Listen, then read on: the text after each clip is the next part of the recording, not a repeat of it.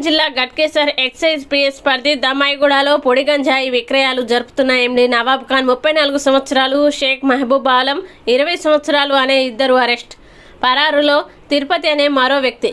ఇద్దరి నిందితుల నుండి 6.65 కేజీల ఎండు గంజాయి, 2 మొబైల్ ఫోన్స్ స్వాధీనం చేసుకుని ఇద్దరు నిందితుల్ని గట్కేసర్ ఎక్సైజ్ పోలీసులు రిమాండ్కి తరలించారు.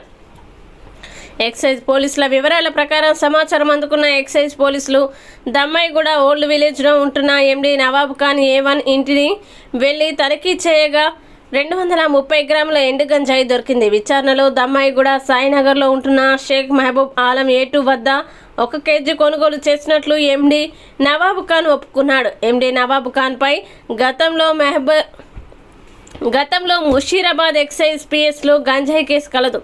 తదుపరి విచారణలో షేక్ మహబూబ్ ఆలం ఇంటికి వెళ్లి తనిఖీలు చేయగా కోడ్ చేయబడిన 3 బ్రౌన్ టేప్ బండిల్స్లో ఎండు గంజాయి ఉంది. 3 బండిల్స్లో మొత్తం 6.420 కేజీల ఎండు గంజాయి కలదు. A1 A2ల వద్ద మొత్తం గంజాయి 6.650 గ్రాముల స్వాధీనం చేసుకున్నారు.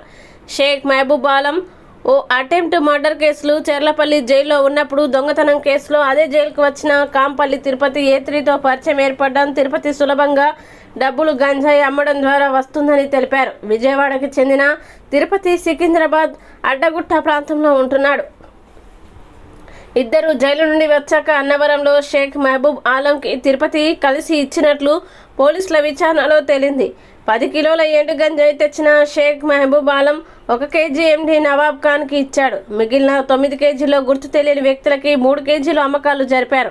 తక్కువ ధరకు ఎండు గంజాయి కొనుగోలు చేసి అధిక ధరలకి అమ్మి ముగ్గురు లాభం పొందుతున్నారు. మొత్తంగా 6.650 కేజీల ఎండు గంజాయి, 2 మొబైల్ ఫోన్స్ స్వాధీనం చేసుకున్న గట్కేసర్ ఎక్సైజ్ పోలీసులు ఇద్దరు నిందితుల్ని రిమాండ్కు తరలించి పరారీలో ఉన్న తిరుపతి గురించి గాలింపు చర్యలు చేపట్టారు.